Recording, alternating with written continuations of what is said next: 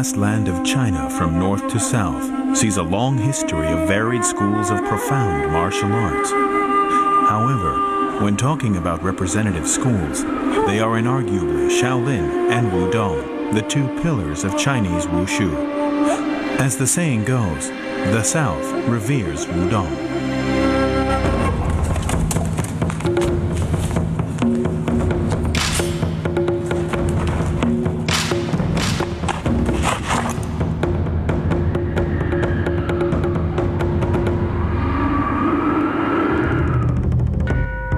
Two martial arts practitioners from Hong Kong, Stephen Au and Lee Kao, with great curiosity about Wudong Wushu, have traversed throughout Hong Kong and the Wudong Mountains in Hebei Province to unveil the secrets of Chinese Neijia Chuan.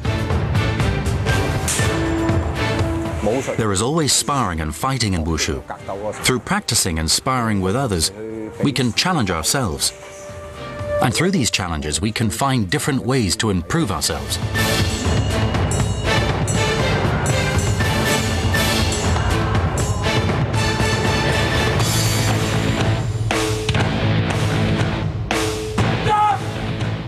To learn Kung Fu, you need to learn how to use different weapons besides your fists. Chinese martial arts are very different from Western boxing. That's just a sport. Going to the Wudong Mountains is the chance of a lifetime. I'm going to learn sword fighting next, and then practice with local Wudong masters and get better. And then who knows? But it'll be great, I'm sure of it. You can feel the qi, right? You can feel the qi. I can feel it. The qi feeling. In Hong Kong, Dr. Yun Hong Chao is the 15th Kung Fu successor of the Wudong Sanfeng sect. He is also a scholar of Taoist culture.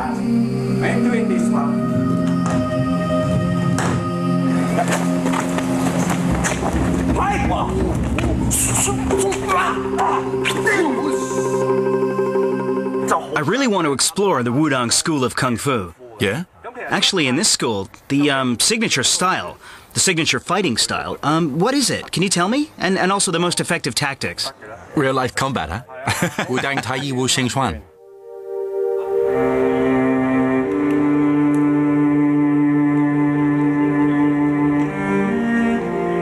The Wudang Tai Yi Wu Xing Xuan style is the signature Wudang fist fighting style, and it emphasizes attack.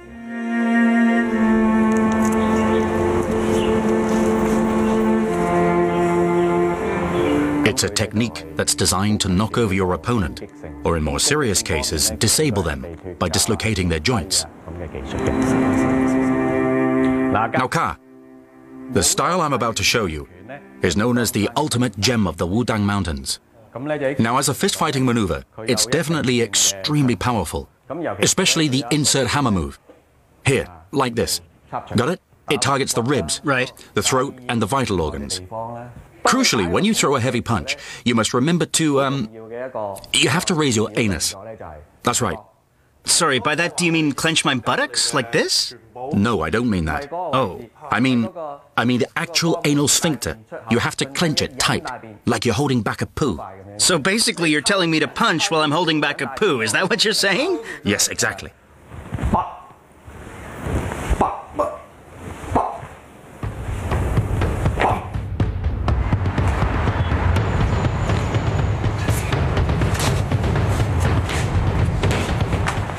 After learning the secret Wudong move from Dr. Yun, I realized that I've already learned some joint locking moves, and I find it pretty intriguing that for some moves, all I have to do is shift down slightly to slip out of my opponent's grip. That's pretty cool. But I'm still really eager to get there, and then when I'm there with my brothers in the Wudong Mountains, I really want to do some skill sharing. I think that'd be really helpful.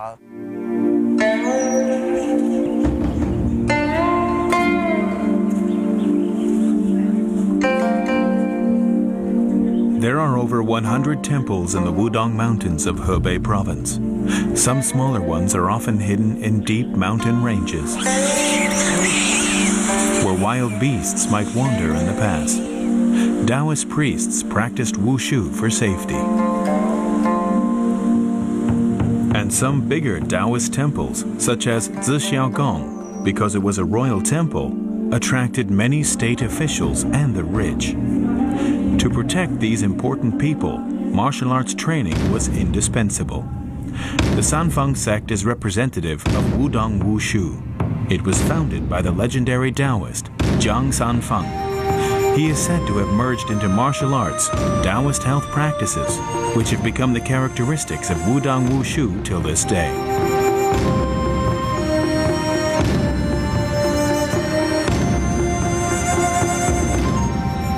I've come here with a great sense of curiosity. At the foot of the mountain, I got excited. Then when I saw the words Wudang Shan, I got exhilarated because I grew up with martial arts dramas and books, which, as you know, were all set in the Wudang Mountains. Wudang has woven itself an entire tapestry of Chinese culture. It is not just pure wushu by any means. Wudang not only has a religious component to it, but it has a huge cultural element as well.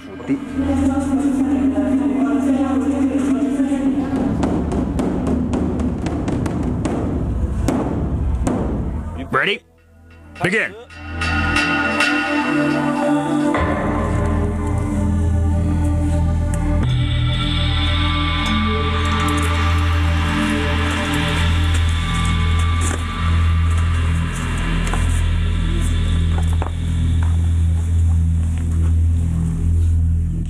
Zhang Yunglong, the 14th chief of the Wudang Sanfeng sect, has acquired all top skills of Wudang, especially Tai Wu Xing Quan. Master Zhang said, Tai Wu Xing Quan is a Liang Yi Quan, perpetuated from Tai Chi.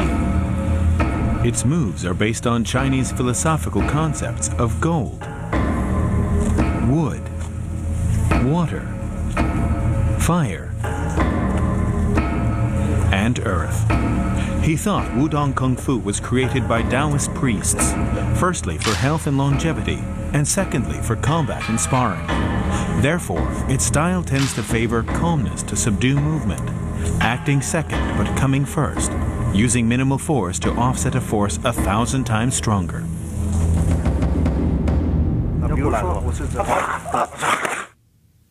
So basically, everyone knows that our Wudang Chuan is based on Tai Chi's system of movement. Tai Chi Chuan is a system of fist movements. Tai Wu Xing Chuan belongs to Tai Chi Chuan. The Tai Yi I just referred to is actually the Ling Yi Chuan, or two extremes fist. Tai Chi is a combination of the two poles. The yin and the yang integrated, but then Wushu separates them into two different poles. In Wushu, this becomes hard versus soft, quick versus slow, so that a move appears as a combination, quick and slow, or hard and soft.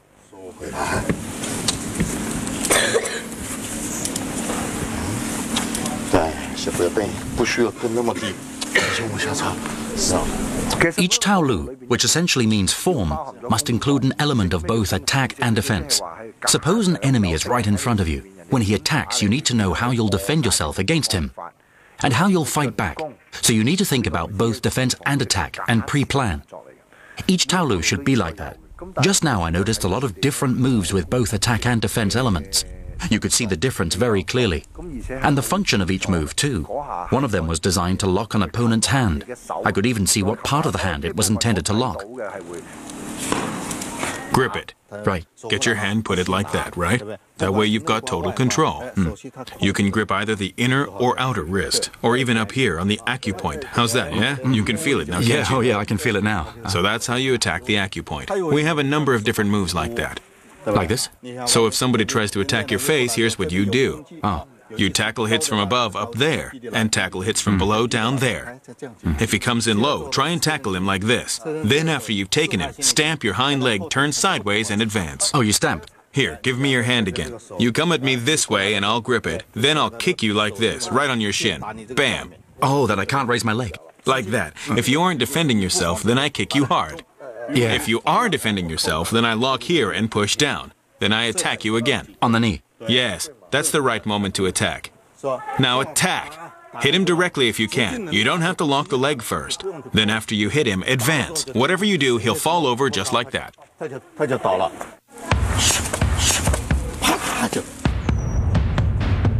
The Sanfeng sect normally uses the wrist claw to crack the opponent's attack, and then uses internal force through leaning and pushing to knock down the opponent so as to deter the enemies. When attacked by kicks, they'll grab the ankle acupoint and knock the opponent down or push him off. He just demonstrated the most important point, something that I've heard about for many years but still couldn't get. And it's something called starting late but finishing first. Oh, right. See how he resolved my attack and then stopped me from making another attempt? I deliberately gave you a chance and then I attacked immediately, which takes away any chance you might have. Do you understand? He resolved the attack and then subdued me. This was brilliant. I could actually feel the force. When he pushed me like that, it didn't feel like much, but when I attacked, he stopped me cold. If you don't retreat and continue attacking, he gives you a chance to attack him. And that's what happened. Then I let go. He still kept his hands in a circle, and then he hit me with a press and hold move, just like this. Oh. I used some force there. Yes, you did. There was some force behind that. Yes, there certainly was. Are you okay? No problem. I practice karate, I'm fine. Stephen Au loves karate. Learning karate is a process full of training of tolerance towards pain. But here in the Wudang Mountains, it's the first time he has experienced the severity of traditional wushu training.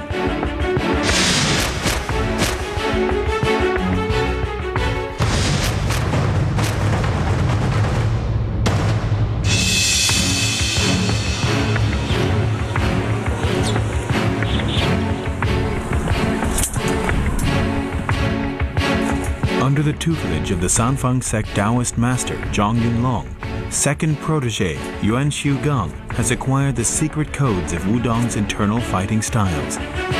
He was the chief coach of the Wudang Mountains Wushu Academy. In 2005, with approval from his master, he opened the Wudang Taoist Traditional Kung Fu Academy in Yushugang. Stephen Au has come to this wushu school at the foot of the Wudang Mountains to live and learn with other students and experience in person traditional Chinese wushu training.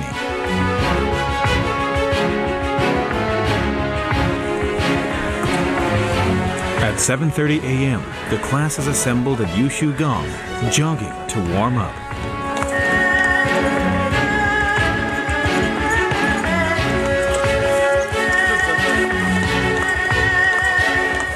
There are a lot of people here for the training. As soon as we arrived, we dropped our stuff without a word and started running from this end to that end and back as a warm-up. I just followed them. It was a lot harder than my normal training in the karate gym. That only lasts for 3 hours. Here, they train for an entire morning and then go for another session after lunch. Every day. That's how their training goes every single day. I don't know, maybe their bodies are used to this level of punishment. But for a novice like me, I'm not. 2 sessions of non-stop training every day is really tough to get through. In the training on the first day, a group of students have undergone training for a 12-style Sanda free fighting regimen. Sanda is a sparring competition developed based on traditional Chinese wushu. Its training focuses on the practitioner's reaction speed and attack power. When you sweep your hand up, raise your kneecap as well. Right. Stretch your shoulder and arm as far as they can go. Ready? Go!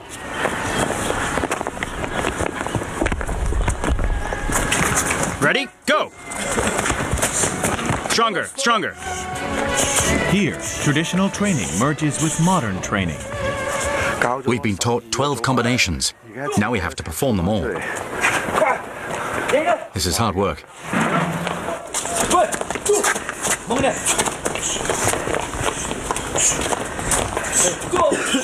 What kind of reaction am I asking for? When I say it, you do it at once.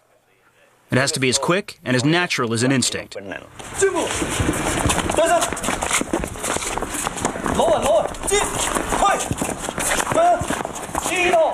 The best defensive mechanism is an instinctive one. Whether it's internal or external wushu, you only learn Kung Fu for one purpose: to train your reactions into a natural response. Fast reactions are essential. This training method is fast. It's hasty. I've had similar training with wushu regimes and moves before, but they've never been so fast. Advance. Retreat. Turn. First regime.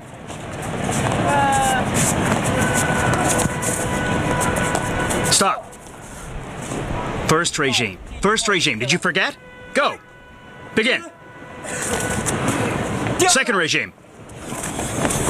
Better. Turn. Stop. Yeah, I hit my students. How do they react? Do they get angry? No, they don't. Really? I hit them. They accept it. Why do I have to hit you? Because I've told you a million times. I've told you to remember the numbers even when you're asleep. You have to remember the 1st to the 12th regime. She's not a new student. If you can't remember, I probably won't hit you, provided you've only just learned it. But she's learned it for a long time now, and she still forgot. So I had to hit her.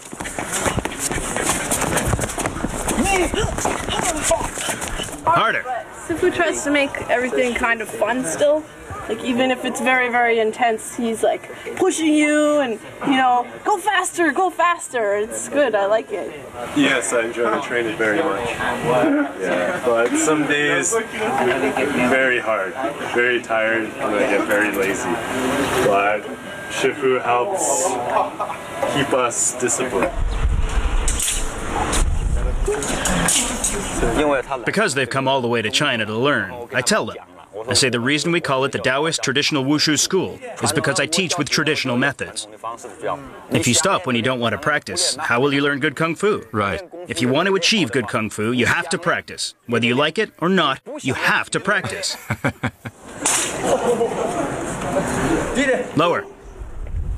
Go! Go! Go! Sifu is very nice. He hits me, not because he doesn't like me. He hits me because he wants me to train hard. And I was a little slack. So he hit my behind. Go! Go! Go! I want to open a wushu gym when I go back to Spain. So I have to train hard. If I don't train hard, then I won't be able to open my gym. Go! Better. Go!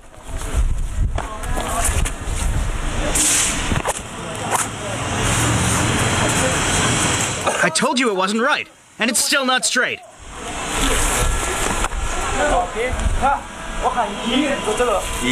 The point of a wushu school is not just to bring in students and teach them Kung Fu. You have to work on their mindsets. Look at these kids. They're so small, but already their minds are really complicated. So we have to work on that. What's wrong now? Why are you crying again? I know you're missing home, but you can't cry about it. If you keep crying all day, you won't learn properly. How's the wound on your hand? Does it still hurt? Yes. You've quit school already. If you don't learn wushu, what will you do? Go back to school. No, now you want to go back to school. Well, fine, that's a good idea. But don't just do it because you're running away from learning wushu. What if you quit here and go back to school and people start bullying you? Will you quit school and come here again? I'm not bullied there. Maybe not yet. But what about out in the real world? You think nobody will bully you there, even if you're not tough enough? Huh? You think about that carefully. If you think you can handle it here, then stay and keep training. If you think this is too tough, then tell your father you want to go back home. That's fine with me. If you really want to go back to school, then that's fine. Studying's a good thing. So, talk it over with your parents and make sure you're clear. Okay? You got it? Okay. All right, that's it. With kids, if you start telling them about the culture of wushu and all the deep meaning behind it, they might not understand.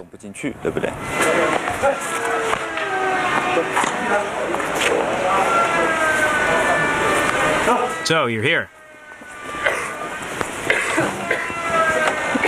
How are you feeling today? You're okay? So you'll train hard then, right? Yeah. Huh? You gonna train hard? Huh? Well, that's good. That's right. The adult students, on the other hand, whether they're from China or from overseas, I really hope they gain something from coming here. When I say gain something, I don't just mean learning a wushu regime. I think they're here to capture the atmosphere of wushu training, and I want them to have that. Is it difficult? Well, because I've been trained in Taolu, it's not really a piece of cake for me. It's much more of a mellow approach, and each move doesn't stand alone. They merge into each other. So before the first move ends, the second begins. And your chi, your hand and footwork and your body have to follow the moves closely. Tai Wuxing Chuan is special when you apply the moves to sparring. Its main tactics are the joint lock and the grabbing and locking of acupoints. When you practice, your wrist is moving all the time, like this. The wrist may appear to be soft, but actually, you use a lot of resilient strength with it, and we bring that out in the training. We work on, say, the strength of your fingertips, for example.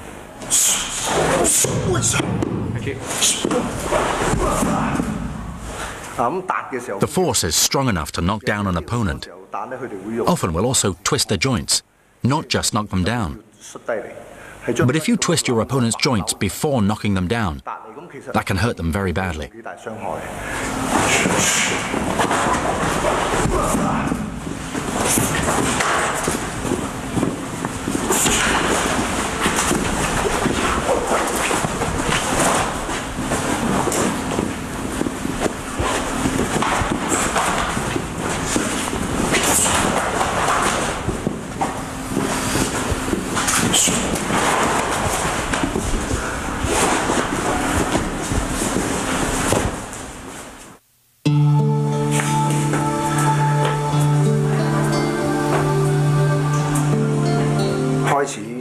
This morning I practiced the horse stance with Master Yuan. I stretched too much. I might have hurt myself, I don't know. Then in the afternoon when I practiced Tai Wuxing Chuan with senior brother Yuan, our heels bumped together and we both got hurt. It was seriously painful. That's how it goes. Wushu training always brings pain with it, but the painful process is how we progress. To me, that's satisfying. Regardless of whether we actually achieve anything through this training, the important thing is we've already improved our stamina, our physiques, and our minds. 54. Come on. 55. 56. 57. Ah, this is killing me. 58.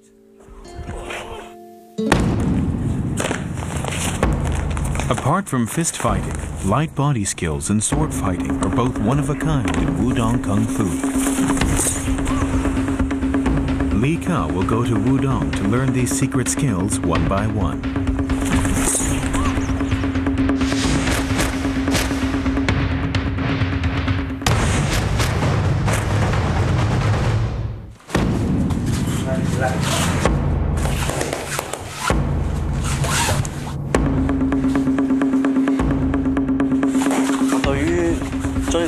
I'm very persistent in my pursuit of gaining wushu combat skills. When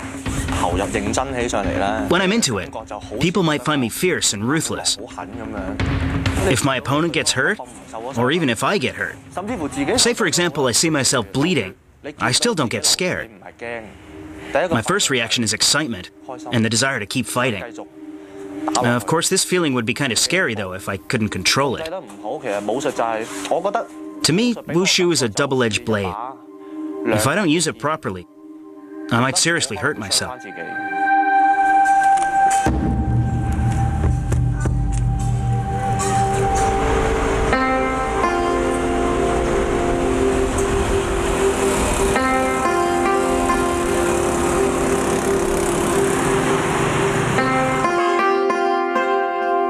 Now that I'm here in the Wudong Mountains, what I want most is to learn authentic Wudong Kung Fu from Taoist masters.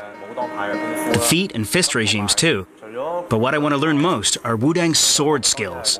Wudang is renowned for its swordplay.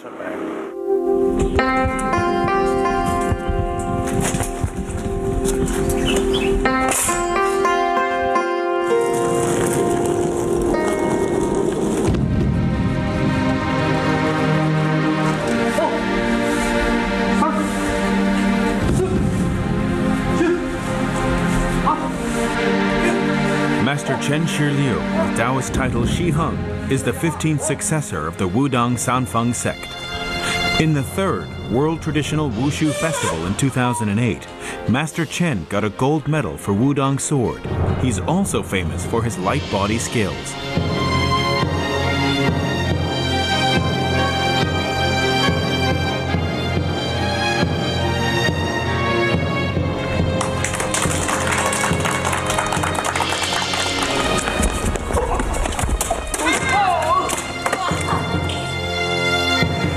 This is incredible. I've only ever seen light body skills like that before in movies and martial arts novels. But I've only just arrived at Shi Heng Academy, and I've already seen them. It's awesome. When we practice light body skills, we first have to get a grasp of the mechanics and the velocity. When we practice, we have to remember to use dantian or lower abdomen qi. When we run on this wall, we should not exhale. If you do, your qi loosens and your strength collapses, and you can't do it. Light body skills can't be acquired in a day. They take many years to perfect. Obviously, that requires a lot of commitment. And I don't really have time for that. No, not now. Turn your waist. Draw your sword. Advance. Lunge. So I chose to focus on spending my time on fist fighting and sword fighting. Repeat. Lunge. No sound. There's no sound. It should make a sound. Is there a problem with the sword? The problem is you're not relaxed. Oh. So when you strike, your strength doesn't pass to the tip of the sword. Now listen to this. Oh. Hear that? So when you lunge, relax. Again. When you lunge, you relax. Try it. You need to steady the sword. It shouldn't shake like that. Try again. I did it. This is the Wudang 7-star sword. This is an archaic sword regime. Wudang's sword originated and evolved from Taoist ceremonies and religious rituals. It's also famous around the world. Shaolin staff and Wudang sword. They say the sword is like a flying dragon. Swords are really flexible and can fly. With this incredible flexibility, you are like one with your sword. That's the highest level you can reach. To be one with your sword. Go.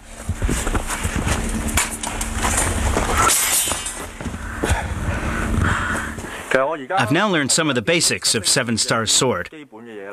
This regime calls for either great strength or solid basic training. I now know that when I lunge, it should always make a sound. Only then can I feel the strength coming from my feet to my waist, my shoulder, my elbow, my wrist, and then all the way to the tip of the sword. Before coming here to learn, the best I could do was this. And the strength got stuck in my body. But now, after the master's instruction, I can lunge with the sword and pass the strength to the tip.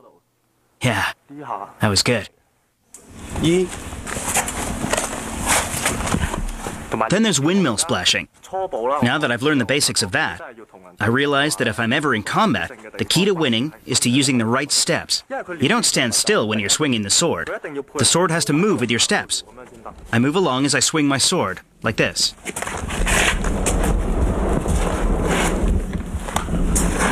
Li Ka hopes to train up his steps in a short time. But haste makes waste. It's still a long way from the agility and dexterity that Wudang's sword asks for.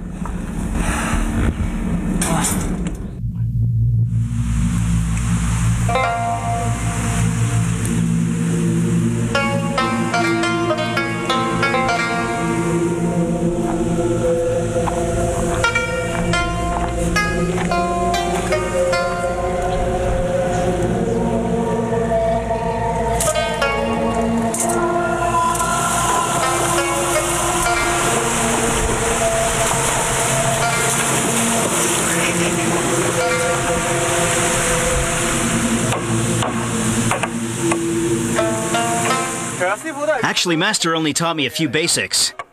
Just a drop in the ocean of Wudang sword, really. So I still haven't grasped the real Wudang sword. I feel like there's a lot more I need to learn still. I've only learned a few moves, as you can probably tell. And in a real-life combat situation, that's not nearly enough. Master, can you teach me some more Wudang sword regime moves? I'd like to learn moves that would be practical in combat. Of course. Thank you. The 7-star sword regime has many moves that have practical uses. I'll try one with you now. All right. Now lunge at me. See that? Yes. Now watch this. See? That's a very useful move. The style of the Wudang Sanfeng sect is quite unique. Apart from the swordplay, they use their legs and work with other tactics as well.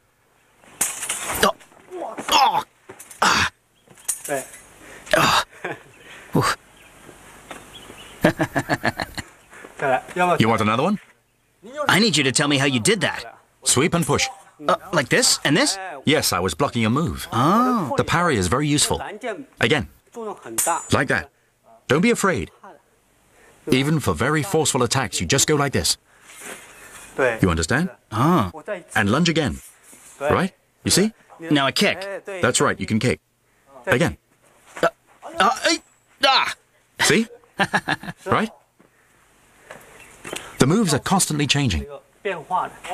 I've played with a few weapons in my time, but I felt my skills got stuck here. It must be because I'm lacking in flexibility, I guess. After training, Li Ka has grasped the essential basics of Wudang sword and can combat with senior fellow learners.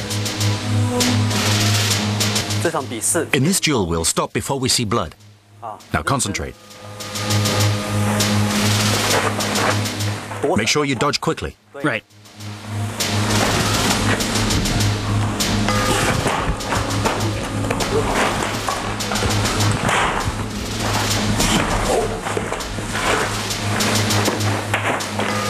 Good. Use all the sword moves you've learned. Right. Master taught me how to lunge, like that. And how to parry. And he taught me the steps. It's really useful.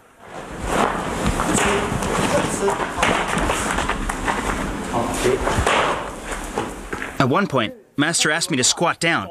There's a reason for that. When I go down like this, I can see more. I can see his lower half more clearly. And also, I can go for his other hand. Sometimes I only notice the sword hand and ignore the other hand.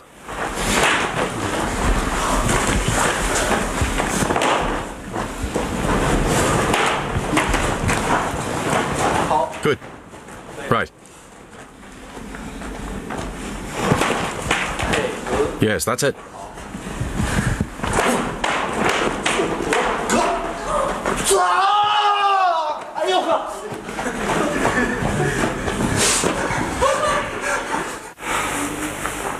My whole leg and lower body are in serious pain right now.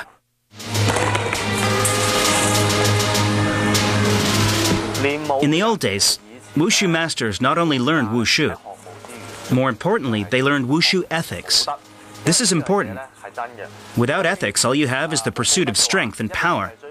And pretty soon you'll get lost and end up being controlled by Wushu in the end. There has to be a balance. Master Chen said that if I wanted to learn Wudang Kung Fu, then I had to sit and meditate with the others, because Kung Fu isn't just martial arts training. You also have internal Kung Fu, involving meditation to nurture and quiet our minds. This is a very important concept.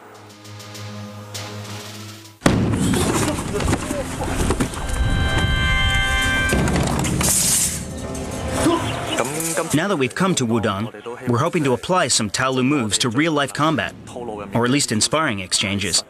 On the other hand, we have our own Kung Fu that we've previously learned. This is a Kung Fu exchange. We can try out our Kung Fu against theirs. We've come all this way. If we don't fight here with these guys, well, it'll be a waste. Exactly.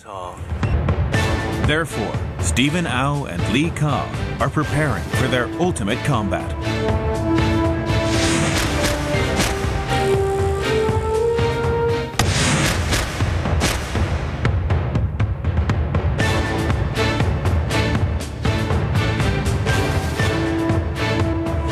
The two fighters will take part in real-life combat Stephen wants to blend Sanfeng sect's inner strength training into his kung fu background. Ka strives to enhance his knowledge in Taiyi Wuxing Chuan.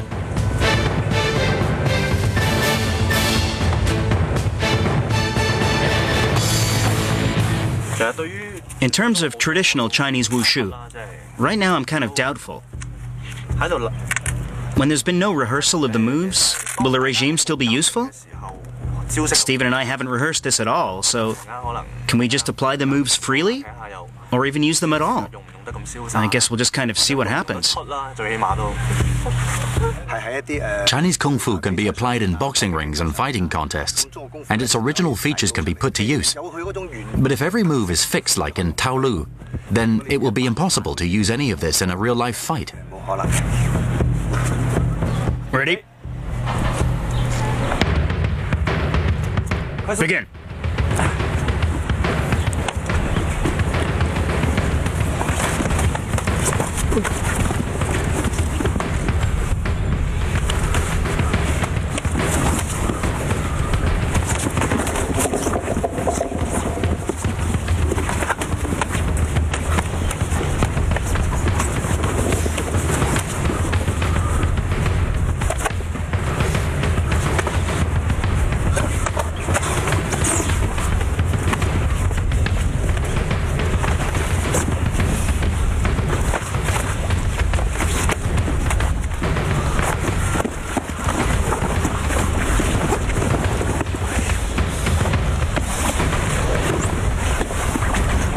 Stop.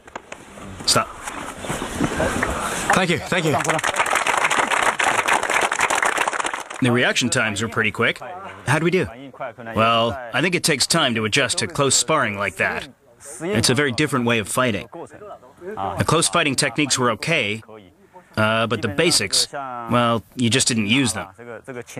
Basics like joint locks and lower extremities entangling. You didn't use those at all. Maybe you weren't used to that because of the distance. I've been practicing this insert hammer move, but when I got in, you were already there. I had to change and then change again. You were defending with your elbows. I had to. It's good to use your elbows, yes. Normally we use calmness to subdue our opponent. I'll show you. Give me a punch. There. I subdued him calmly by locking his feet together. If you lean backwards and attack again, then your response will be slower, won't it? Hit me. See, I used calmness again. Just hit me, it won't hurt. Now I'll entangle him. Watch the feet. Oh, like that. When I hit you, you want to retreat, but don't. Sweep my foot like this and knock me down, right? If you retreat and then attack, it'll be too late. So face him? Face him and fight.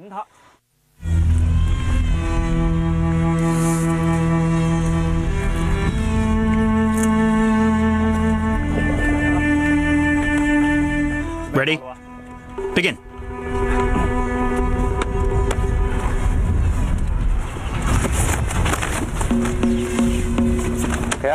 When I sparred with senior brother Yuan, I found he kept trying to use tactics to knock me down.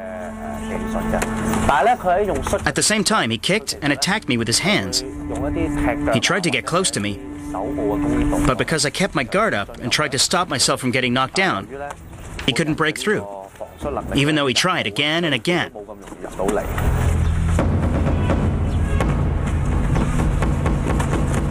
When he finally did get through, I knocked him down instead. He wanted to break through my defenses, so his moves had to be very fast to get through to me. He hit me like 3 times in a second. Oh, he got me good that time.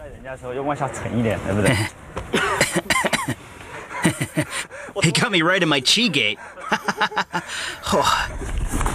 It must have been that insert hammer move they were always practicing. The one where they swirl in like this. I actually felt a force swirling into my body. That's why my face went so pale for a second. I'm okay. I can continue.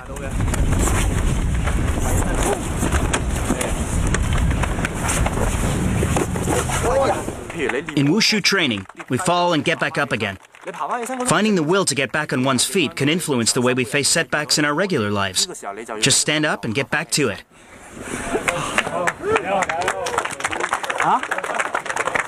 Just play, just play.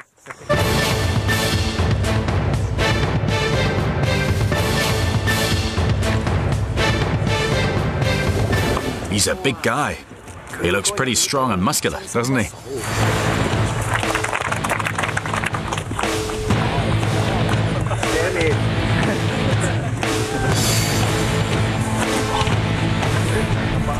All right, ready? Begin. My opponent Edwin has a strong physique. He hits hard and kicks fiercely. At the start, I tried to keep my distance from him, but then I took a chance and tried to break into his inner range and attacked with quick fists and knee kicks, and low sweeping kicks to his thigh. That's how I try to weaken him.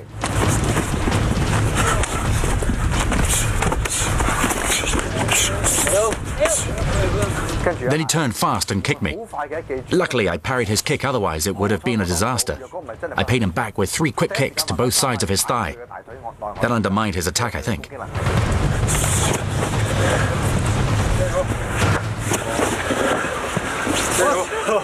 Thank you very much. Thank you.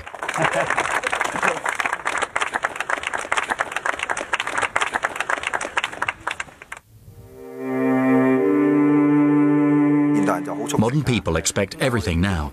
Yeah. They want things to happen fast. They want things right away. But we've been here almost 2 weeks, and we still haven't perfected the fist regimes, have we? The regimes themselves aren't difficult. In fact, they're pretty straightforward, I would say.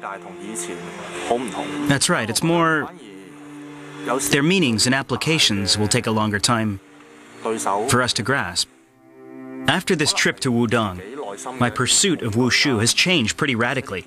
Now the biggest opponent I have to face is my own inner fear.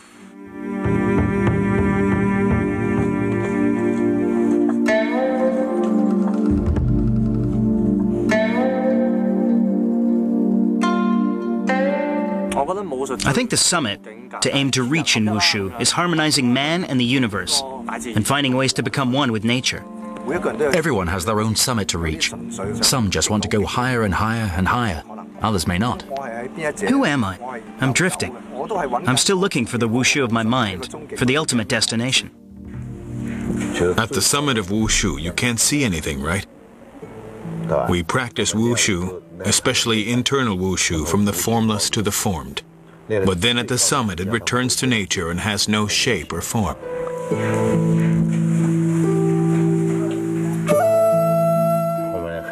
At the highest levels, the scriptures say, the true Taoist, a truly advanced master, how can you find him?